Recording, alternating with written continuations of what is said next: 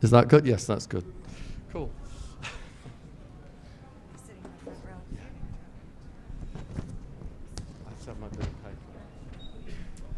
Good evening, everybody, and welcome. Thank you for coming this evening. I've got a small announcement to make before we launch into this evening's procedures. I just wanted to let everyone know that because of passport issues, Anka Kula, who is scheduled to be here on Thursday, is actually not going to be able to join us. So the Mitchell lecture for later in the week on Thursday is unfortunately cancelled. It's rescheduled for the spring.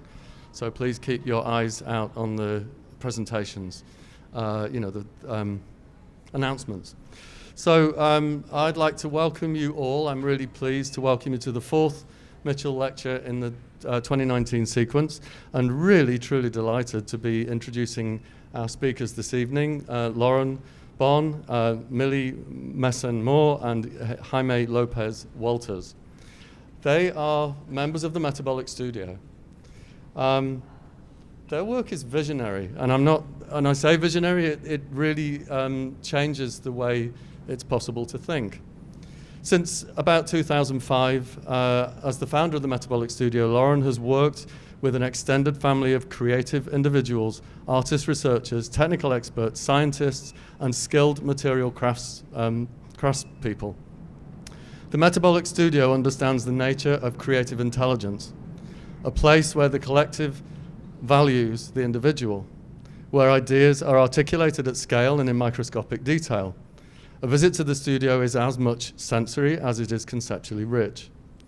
It is a metabolic studio because it pays attention to life-sustaining systems, how life is sustained through cycles of change and how nutrients become energy. While feeding your mind, the Metabolic Studio also feeds your body. The warmth and generative atmosphere at the studio includes sharing food, creativity, and great conversation too. Building community is another key aspect of their work there, and in this respect, their work as a team is far-reaching and noteworthy too. So please join me in welcoming our friends from the Metabolic. Hi.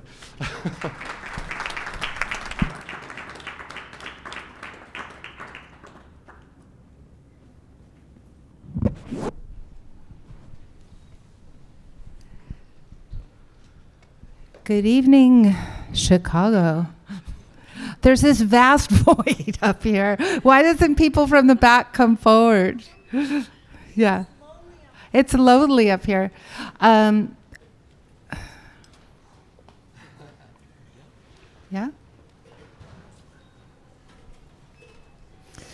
Life is abundant. We're starting off with a video clip from 100 mules walking the Los Angeles aqueduct. We moved 100 mules 20 miles a day from the source of our water in Los Angeles, in the Sierra Nevada, to Los Angeles to commemorate the 100th anniversary of the opening of the LA aqueduct. The mule was responsible for the building of the LA aqueduct, and at the same time, we also built the Panama Canal. So this idea of American exceptionalism, the idea that we could re-terraform the West, is an idea very much assigned to Chicago as well. Because before Los Angeles was the West and the West Coast was the West, Chicago was the West. And as you know from the Chicago River, it too was bent in the direction of our need for health and vitality. Because the Lake Michigan became so overwrought with toxins that disease vectors skyrocketed and water needed to be redirected to an adjacent watershed, the Mississippi watershed. So while Los Angeles and Chicago have so much difference implicit in their geography, one thing is that all waterways have led to the Gulf of Mexico. So the dead zone in the Gulf of Mexico is, in fact, a byproduct of the urbanism of Chicago and the West. So when we're talking about artists that need to create on the scale that society has the capacity to destroy, which is the mission statement of Metabolic Studio, we need to look at the as-built of the American continent before industrialization started, and to think very critically what we as artists can do to give back to Mother Nature what we have continued to extract for a couple of 100 years. So this buffalo represents in many ways a drawing of the as-built of the pre-industrialized continent. The buffalo were so successful, they basically roamed through most of the continent, certainly between Chicago and the Great Basin, as far south as the Gulf of Mexico and as far north as Alaska. And these great, beautiful, powerful animals are intimately connected to my personal journey. My daughter, who's in the audience tonight, was about 5 years old when we went camping on Catalina Island. I brought all kinds of things to keep her and her brother entertained, board games, all kinds of playing things. But in the morning when I looked out of the tent, what I didn't expect to see was a herd of buffalo on Catalina Island. They had been brought there from South Dakota to film a Zane Grey novel called The Vanishing Americans, and they were left there, and their herd grew completely out of proportion. So I thought it would be a good idea if we did something to avoid the continuation of them being turned into dog food, to repatriate the buffalo to South Dakota. So the cycle of work that I began with Metabolic Studio started with the repatriatization of that herd of Catalina buffalo to South Dakota. And when I had sent the buffalo back to South Dakota, Grandpa Roy, who was the healer of the Lakota, sent me a vision of a blue cornfield. And it came to me in a dream one night, this incredibly bright blue cornfield at night. And within a week, I was in Sacramento, and I was handed the keys to what's now the State Historic Park. The narrative that I used with one drawing was that corn could revitalize and regenerate what would have been a 32-acre floodplain of Yagna, or the place where the Wild River would regularly flood. Yagna is Tongva, an unrecognized tribal name for that region that we're currently living in. They said that as long as I didn't call the project a cornfield, they would be open to this revitalization of the floodplain. So I called that project not a cornfield, just to make sure there was no ambiguity that that place was a cornfield. This image, which is the Buckminster Fuller projection, where north is actually facing to this side of the continent, is this as-built of the North American continent, with all the rivers and streams that used to run freely on this continent 200 years ago. So this is an incredible thing to think about, because almost all the rivers and streams are currently bespoken for our water and power grids.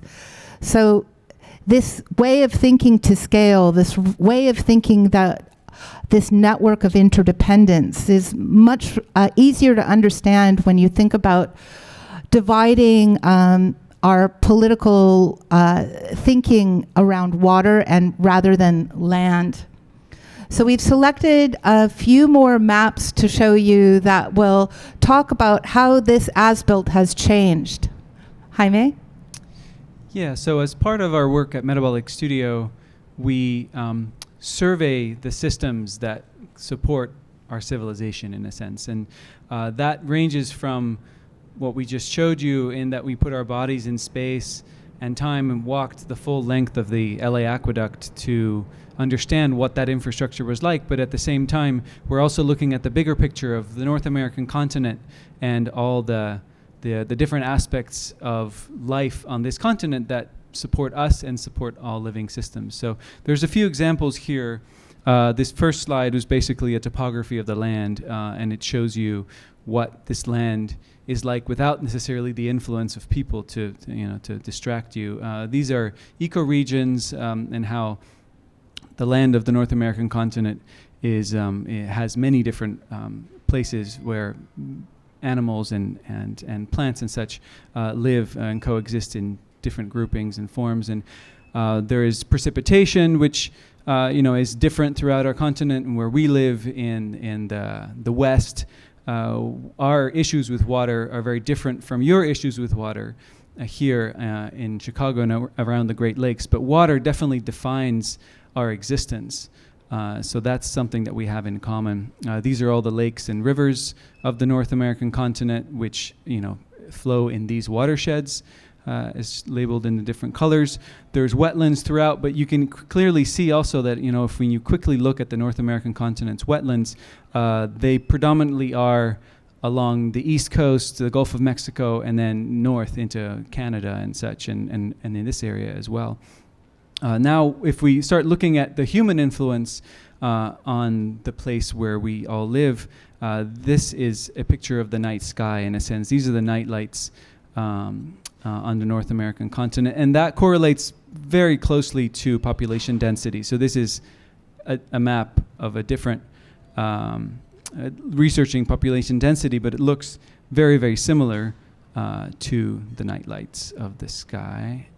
And then, of course, you have the modes of transportation and the ways that we get across this vast place. So railroads being, one of the first sort of large industrial ways of moving goods and people, and the subsequent network of highways, which is much more vast and throughout. And then, of course, we have networks of pipelines for natural gas and oil, which also run throughout our system. Now, if we look at sort of a amalgamated map, a conglomerate of all the different influences, this is a map of human influence on the North American continent. And you can see clearly that the eastern part of the United States and southeastern Canada is much more densely populated than the West, except where we are, of course, in Los Angeles. There's these nodes of density that have been created. So focusing on Los Angeles for a moment, in the early days of Los Angeles, when this place was already a city of more than 1 million, almost 2 million people, Los Angeles was still a very, very small village almost, and when it started growing, it needed water, and the water that it initially had was the Los Angeles River. And so the image here on your left is that Los Angeles River during a time when it was still a significant part of the survival of that city. And what happened was that at some point the river, being a wild river, flooded many times, and the land that had been previously floodplain was being developed, and people were living on it and growing on it, and so there was destruction of property, and very quickly the river became a liability. And so then when in 1913 there was the first move to get water from a place outside of Los Angeles, that river really lost its meaning as a place, and we'll look into that more. But the map on the right here shows the 3 major watersheds that Los Angeles receives water from.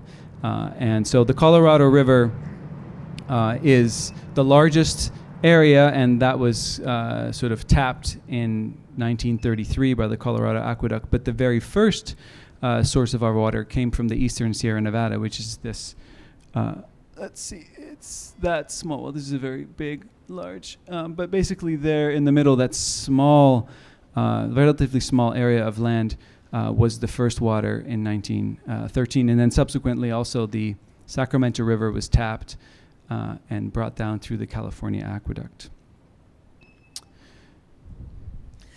So this takes us to our story. What you're looking at on the left is the Great Flood of 1938 in Los Angeles, where many, many, many people lost their lives. And if you imagine Yagna as this wild river that would regularly flood, when it would flood, it would chuck these boulders out that would come down from the mountains, and it was rather inconvenient if you wanted to build your villa alongside the shores of what was normally a floodplain but became a torrential river.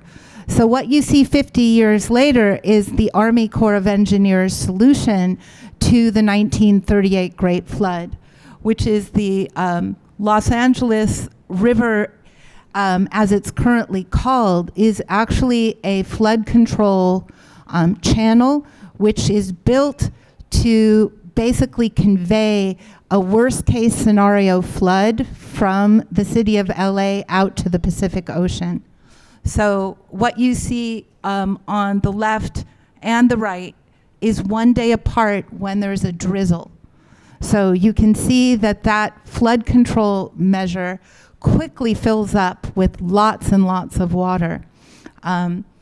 This is also a zone, if you see the train tracks on either side, this is the main artery for the Alameda Corridor, which brings your goods and services from Asia through the Port of Long Beach to most stores throughout the United States. The Port of Long Beach is one of the biggest ports in the North American continent, which goes right by our side.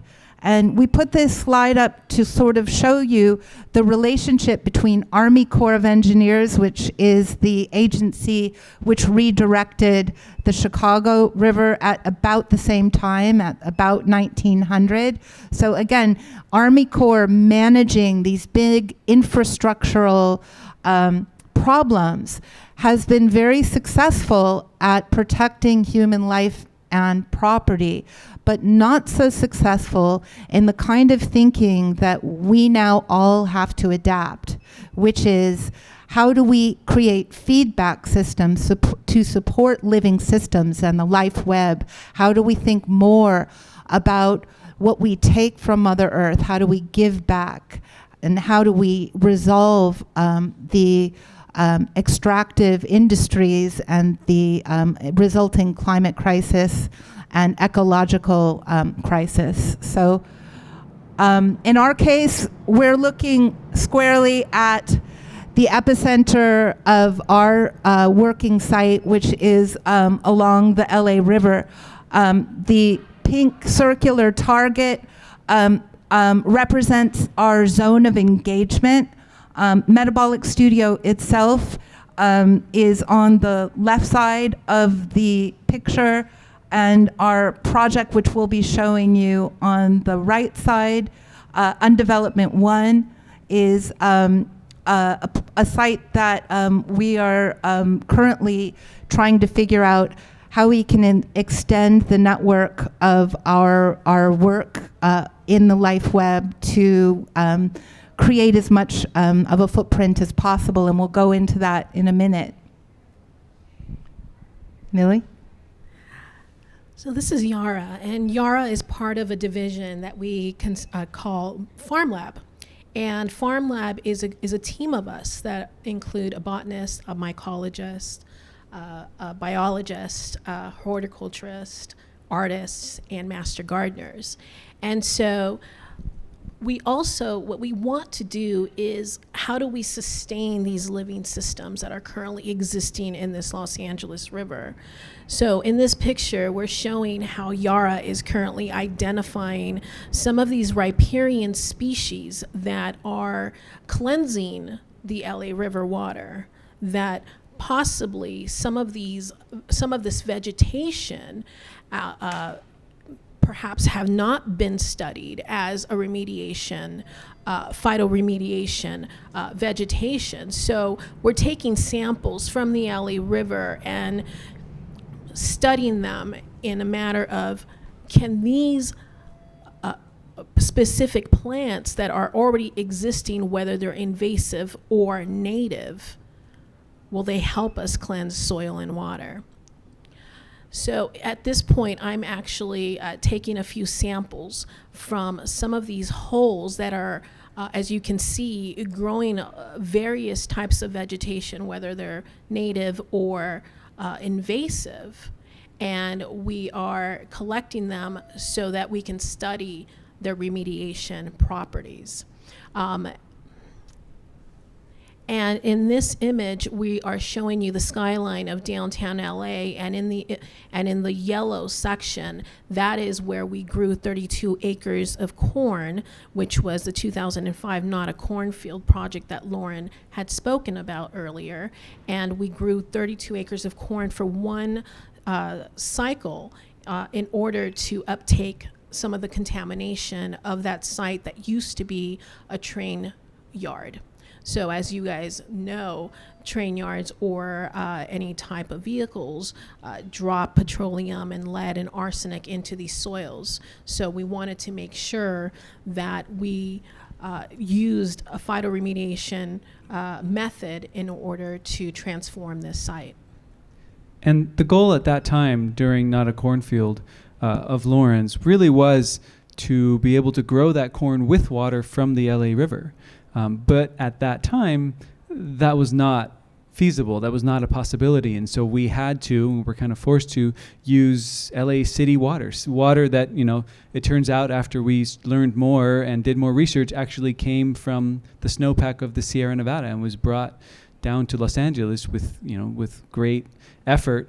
And so growing corn with that water was all we could do, but our intention was to connect it to the LA River. And so in that sense, bending the river back into the city, a project that we're working on now, is a continuation of the work of Not a Cornfield, and it's all one big connected project.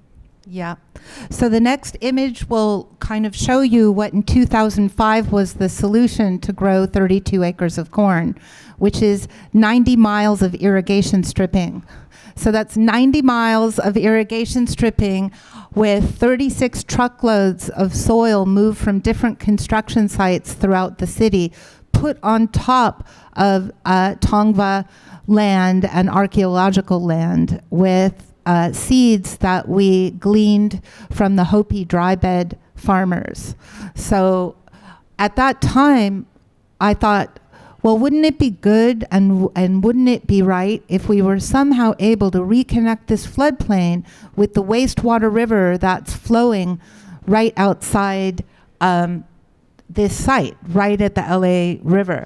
And so I thought that was going to just be like an obvious no-brainer, right? Because all of that water that you saw rushing out during a drizzle event goes straight to the Pacific Ocean. And it's not the best water in the world. I like to tell students that, the LA River is to water what Velveeta is to cheese. It's a water-like product. But it isn't really like water. I mean, it is water, but it's not water. So I thought that we could do that rather quickly. Can we go to the next slide?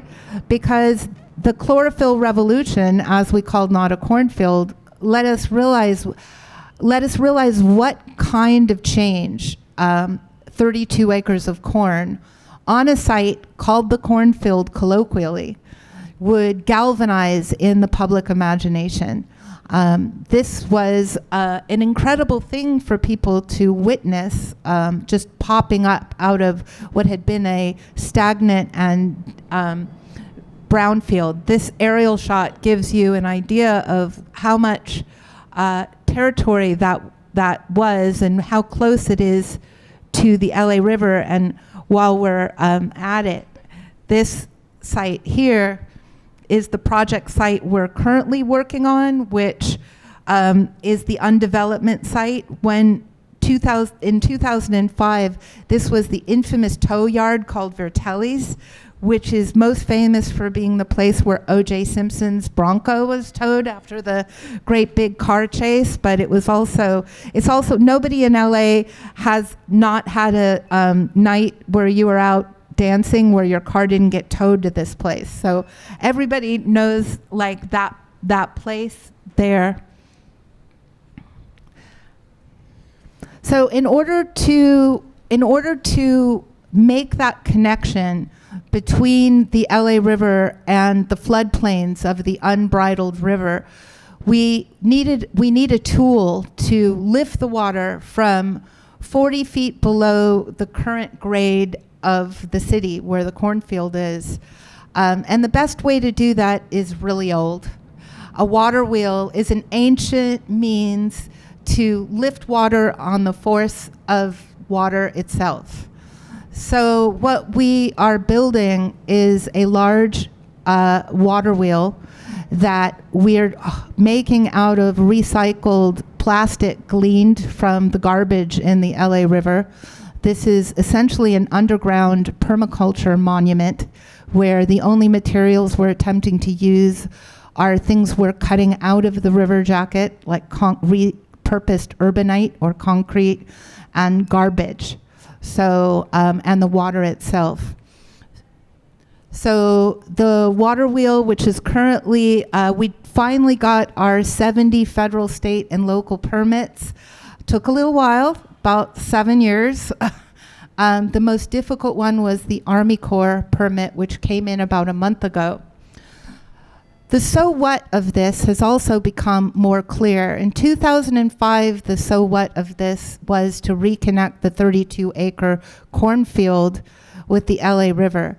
In 2019, it's very clear that an urban forest wants to emerge.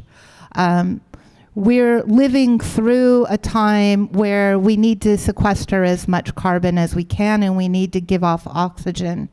We need to stabilize gentrification and displacement of people in these areas around the LA River. Tree planting is not really, doesn't really go very well with displaced communities because trees are forever. And if your communities around the trees are being moved, who's going to care for the trees? So we're rethinking infrastructure so that this monument will actually network this entire zone, which is District 1 of East Los Angeles, so that we will be able to create an urban forest in the next 5 years, 5 to 10 years, where it will grow to maturity on the movement of the LA River on its own through the tool of a water wheel. We're going to regenerate a wastewater river, reconnect it to the floodplain, and form a citizen's utility to manage that water supply. So just getting back to the original imagery we were showing you of the 100 mules walking through the landscape. Back in 2012, when Lauren first conceived of bending the river back into the city and a water wheel that could finally rehydrate the floodplain adjacent to the river where we had previously grown corn and had wanted to do that all along, Lauren thought, oh, well, let's have an inaugural event that both memorializes and surveys the 100-year infrastructure that's currently bringing water to Los Angeles. And then when we get there, our water wheel will be built. That was the concept, right, in 2012. And so we quickly realized that 2012 or 2013 was not going to be an attainable goal for building a 48-foot water wheel adjacent to the LA River in an Army Corps of Engineering flood control channel.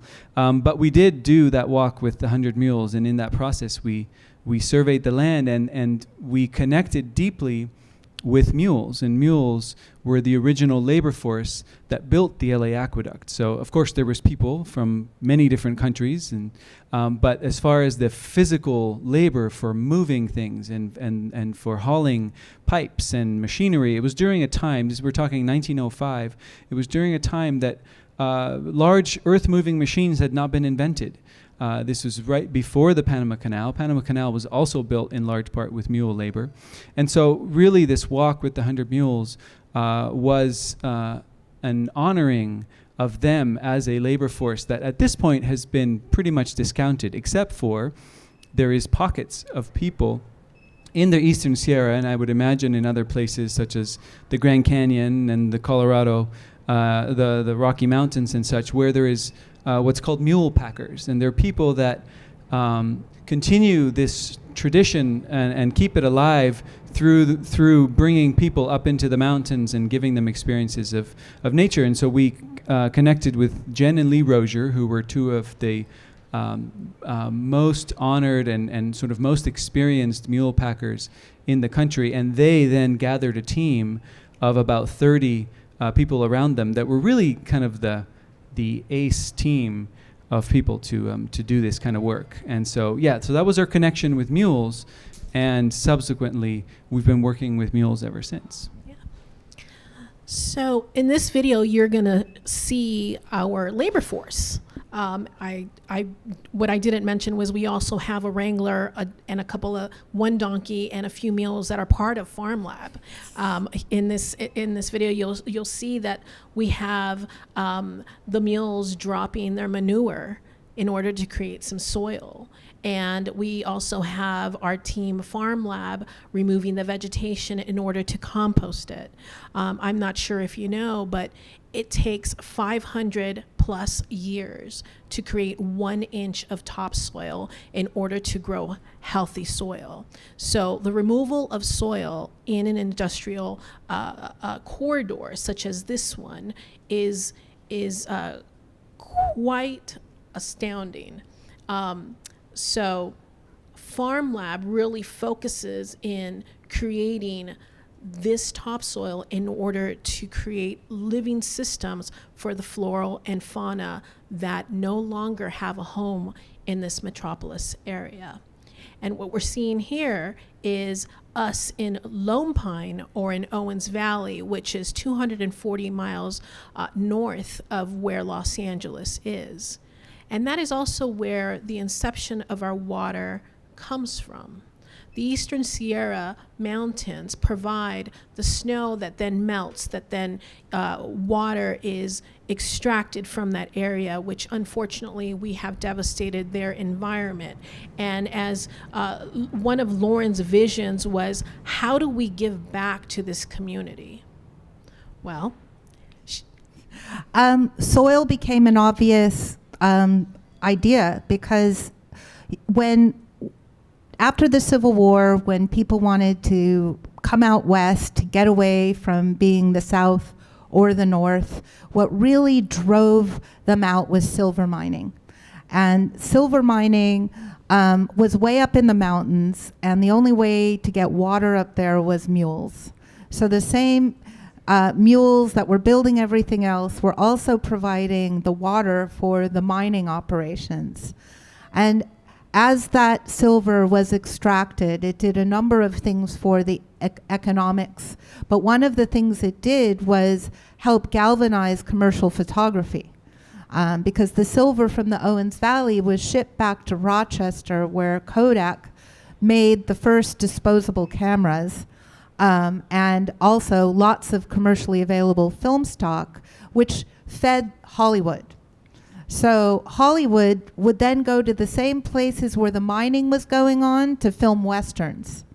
And that exchange of silver cross-country to film back to the West to make movies made Los Angeles grow. The film industry burgeoned, and all of a sudden they needed more water. So out of that very place, that silver mining created the raw materials to make film, and back in LA, it made a city grow that needed water. So all of a sudden we're extracting silver and water from the Eastern Sierra, and what was lost in translation of the water being removed was soil.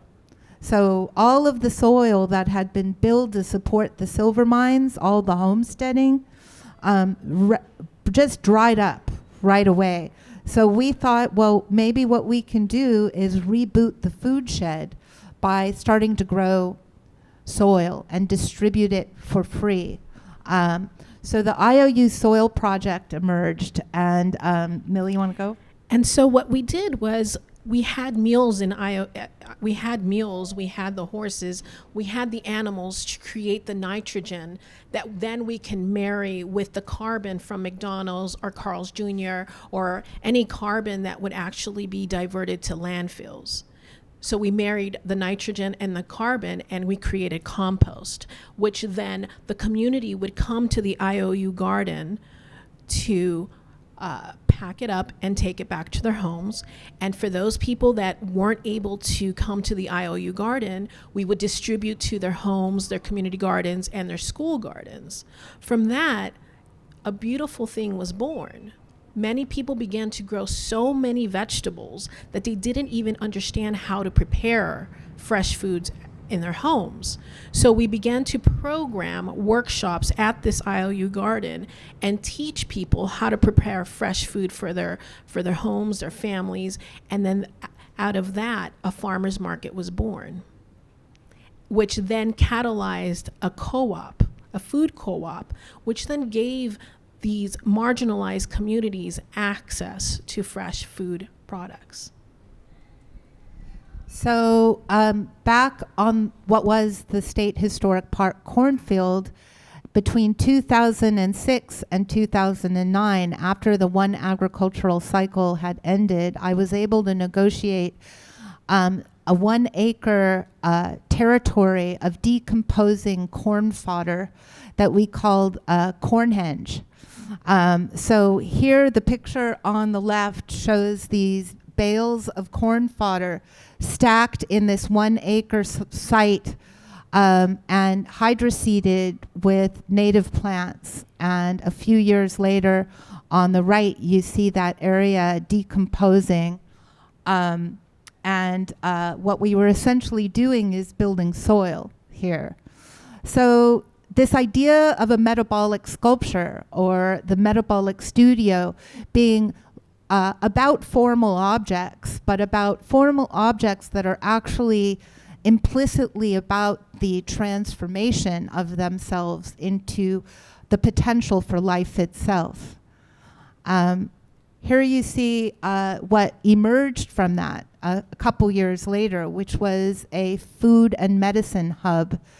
This is important because this is a guerrilla action. On a California state park, you're not allowed to grow food or medicine. So you're not allowed to grow anything because people get connected to the things they grow, and that has historically been a problem for bureaucracy. It's supposed to belong to the mythic everybody, which is really nobody. To actually make your own medicine or make your own food is not permitted in the state of California. So this idea of this circular form becoming a repatriatization of especially the Tongva and Gabrielino native people who were teaching medicine and food harvesting was really critical. And in 2013, when the State Historic Park took that land over, it was quite a crisis, as you can imagine, after 6 years of cultivating that property. And it really made us think about food sovereignty and food independence, as well as medicinal independence and medicinal sovereignty. And that combined with the living systems that have been prevented from getting any water since 1938, when the concrete jacket was placed on the unbridled wild river, made us start to think, well, wouldn't it be good if we could think about how to take the industrial corridor without the exchange of property purchases and figure out how, like with acupuncture, we could just punch little holes out of the asphalt and reintroduce the potential for life to emerge.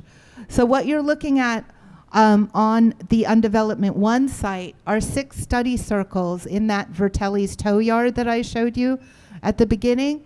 Here are 6 60-foot circles, which are study circles for how to create LifeWeb mini novel urban ecosystems.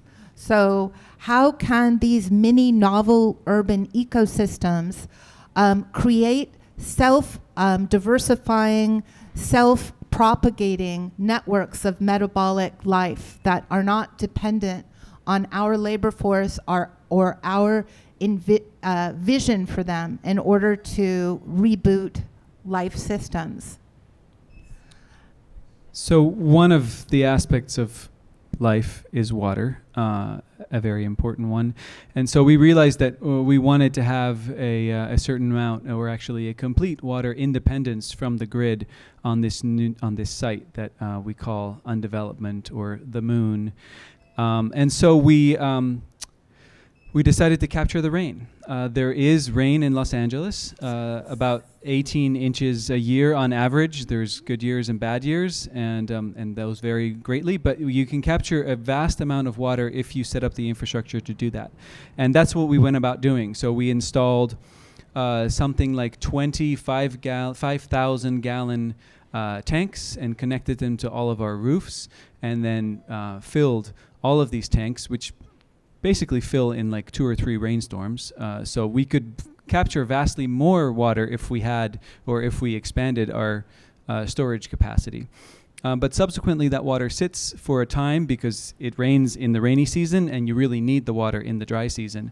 And so during that time of a few months, it develops some bacteria, and so you want to be able to cleanse it. And we had developed, as part of bending the river back into the city, a wetland treatment system to treat water from the LA River originally. And so we developed this with engineers. They kind of gave us the specs of what they thought would be a good experiment that you could get real hard data out of. And so we had 27 of these bins that were filled with a medium other than soil. There was 3 different types of media. One was gravel, which is the conventional kind of way to do it, and we tested coconut coir and expanded clay pellets. We were looking for light materials as well, because we thought this might go in places where it would be on roofs, or it would be on elevated garages or such.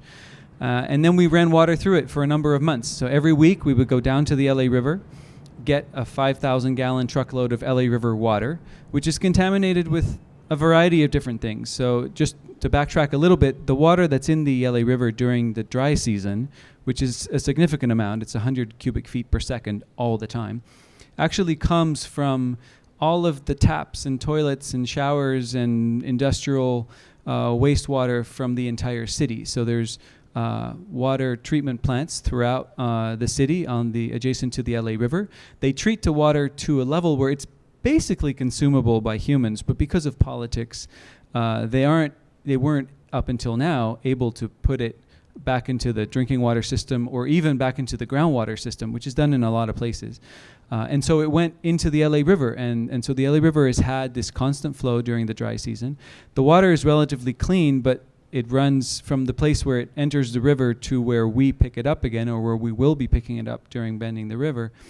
It gets recontaminated. There is people that live adjacent to the river, there is animals, there is fish, there is plants, and so there is a recontamination with mostly biological things, bacteria, E. coli and such.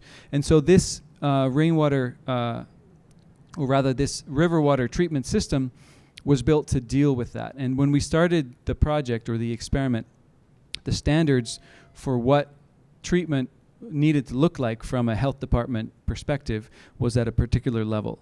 And we did the experiment. We were able to meet those standards, but during the course of the year that we were doing the experiment, the standards changed and they went up to way over here. And so we can't treat water to the standards acceptable by the health department at this point, but we can definitely do a very good pre-treatment and take out the vast majority of all of the bacteria, the metals, the nitrogen, a lot of the other nutrients. And so once we were done with the river water experimentation, we started running rainwater through the system. And so once the rainwater comes through here, it goes into a tank where it then gets pressurized and basically feeds all of the circles on the moon that you saw in the previous picture, which I'll bring back up. And also just to say that these mini novel urban ecosystems, like portable wetland for Southern California, which you were looking at a minute ago, do bring all kinds of pollinators to what was a tow yard. So the place is full of bees. This is a video, I don't know if Zola's here, but, oh, hi Zola. This was filmed by your mom. Walker is a beekeeper and artist who has been working with us